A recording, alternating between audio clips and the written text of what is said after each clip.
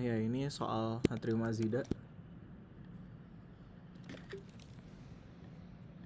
Ini juga soal TS jurusan, tapi dimodif. Nah, pertama kita harus tulis reaksinya dulu dari soal ini. Sengaja pakai kata-kata karena mager nulisnya. Jadi tulis reaksi dulu. Jadi natrium azida itu dibuat dari dinitrogen monoksida N2O dan natrium amida NaNH2. Nah, dia jadi natrium azida ditambah natrium hidroksida ditambah amonia. Nah, ini reaksi setaranya gimana ya kira-kira? Coba.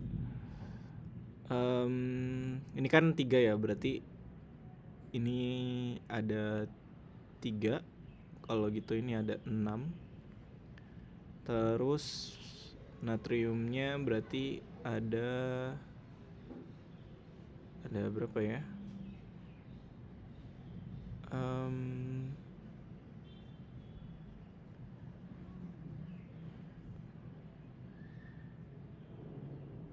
Bentar.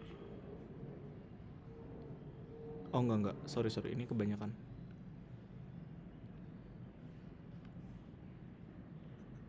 Ini kan N2O.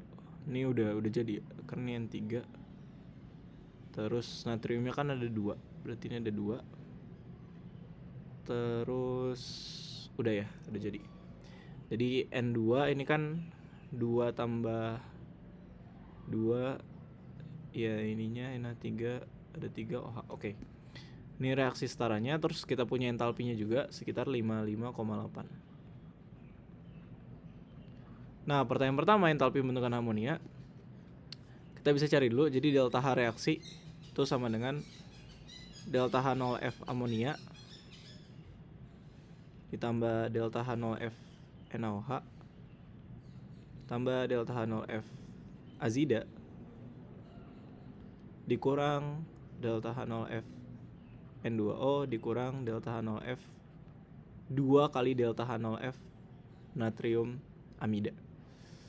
Nah, ini kita tinggal hitung. Nanti kita kan punya delta H 55,8 ya. Terus kita punya delta H0F NH3. Nah, itu ditambah sama yang sebelah kanan. Nah, yang sebelah kanan itu natrium hidroksida min 425,2, natrium azida 361,7 dikurang nitrogen monoksida dikurang natrium amida. Nah, kita dapat 101,9. Nah, kita nanti dapat delta H0F amonia itu sama dengan min 46,1 kilojoule per mol. Nah, ditanya kalau misalnya 0,17 gram amonia, berarti kita tinggal kali aja. Jadi kalornya itu sama dengan delta H0F dikali mol amonia. Nanti dapat sekian kilojoule. Oke. Nah, terus yang B, tentukan tetapan kesetimbangan pembentukan amonia dari unsur penyusunnya pada suhu ruang. Jadi penyusun amonia itu N2 tambah H2 jadi NH3. Nah, ini reaksinya kesetimbangan nih 2, 3. Ininya 1. Kita punya delta H0F-nya itu 2 kalinya ya. Karena ini koefisiennya 2 bukan 1. Harusnya sih ini kayak gini ya. Biar lebih benar, ini setengah, ini 3/2. Jadi ini delta H0F-nya yang min 461 kilojoule per mol. Kemudian kita cari nilai delta S-nya. Jadi delta S0 itu pakai data yang di atas. Jadi S0 NH3 dikurang 3/2 S0H2 dikurang setengah S0 N2. Nanti kita dapat sekitar 92,5 kurang 30,6 kali setengah kurang 191,5 bagi 2. Hasilnya adalah min 99,15. Nah kalau ini satunya Joule per mol Kelvin. Kita cari, ditanya kan tetapan kesetimbangan ya. Nah ingat bahwa delta G 0 itu sama dengan min RT ln K. Dan ingat juga bahwa delta G 0 itu sama dengan delta H min T delta S, sama dengan min RT ln K. Nah berarti ln K itu sama dengan, ini min ln K ya, delta H min T delta S per RT. Terus kalau K berarti dia sama dengan E pangkat min yang merah ini ya, yang kotak merah. Nah kalau ini kita hitung, kita bakal dapat nilai. Jadi ini langsung dihitung aja ya, min 46,1 dikurang suhunya kan suhu ruang 298 kali min 99,5 bagi 1000, terus RT nya 8,314, suhunya 298, pangkat ans, kita dapat nilai K nya itu 0,993. Nilai K nya 0,993. Kemudian pada suatu kontainer terdapat 0,9 atm setiap gas. Jika suhunya 500 K, tentukan jumlah gas terbanyak. Oke, pertama ini ada perubahan nilai K ya. Jadi nilai K nya itu berubah karena suhunya berubah. Awalnya kan suhu ruang kan, tapi sekarang jadi 500 Kelvin. Berarti yang C ini kita cari dulu K2 nya, ln K2 per K1 sama dengan min delta H per R 1 per T2 dikurang 1 per T1. K2 nya mau kita cari, K1 nya punya 0,993, delta H nya min 461 kali 10 pangkat 3 per 8,314. Suhunya, suhu 2 nya 500, suhu 1 nya 298. Nanti kita dapat nilai K2 sama dengan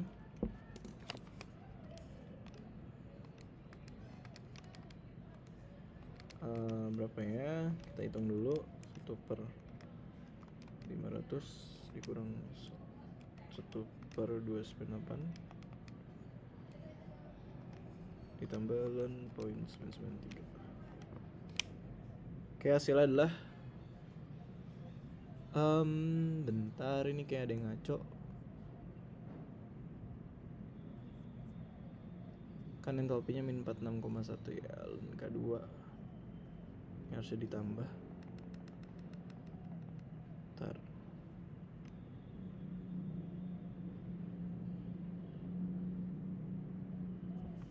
Ntar kalau entalpinya negatif, kalau suhunya kita naikin,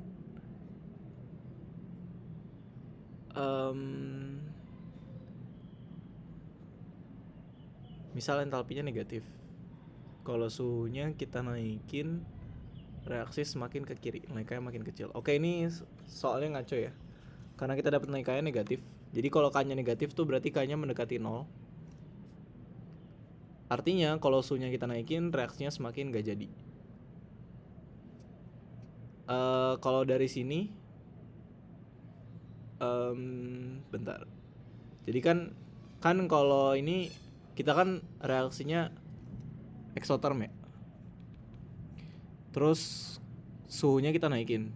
Kalau suhunya kita naikin, reaksinya bakal ke arah endoterm. Berarti reaksinya bakal ke kiri. Artinya kalau reaksi ke kiri, nilai K-nya itu bakal makin turun. Nah, di sini kalau kita hitung, kita dapat nilai K-nya negatif. Artinya nilai K-nya itu 0. Karena reaksinya semakin ke kiri. Berarti kalau kita bilang kayak gini, ya kita hitung dulu deh. Ini kan dapat nilai K-nya negatif ya. Terus kita misalnya hitung nilai quotient ya. Jadi kita sementara punya nilai K-nya negatif 7,5. Jadi ini udah agak ngaco ya. Negatif 7,5. Ini tanpa perhitungan. Terus tadi kita cari nilai quotient ya. Quotient itu kan P si NH3 per P-nya N2 pangkat setengah dikali P-nya H2 pangkat 3/2. Nah ini 0,1 per 0,1 pangkat setengah dikali 0,1 pangkat 3,5 sama aja 0,1 kuadrat. Berarti ini kita dapat nilai K-nya 10. Nah karena nilai Q Q lebih besar daripada nilai K, maka reaksinya kan ke kiri. Jadi ya udah, emang reaksinya bakal ke kiri. Jadi gas yang lebih banyak adalah nitrogen dan hidrogen, bukan amonia. Amonianya nggak ada. Jadi kalau kita naikin suhu, amonianya makin nggak jadi. Gitu aja, walaupun naikannya aneh, negatif, tapi jawabannya tetap benar ya kalau kita naikin suhunya. Itu ini soal 2.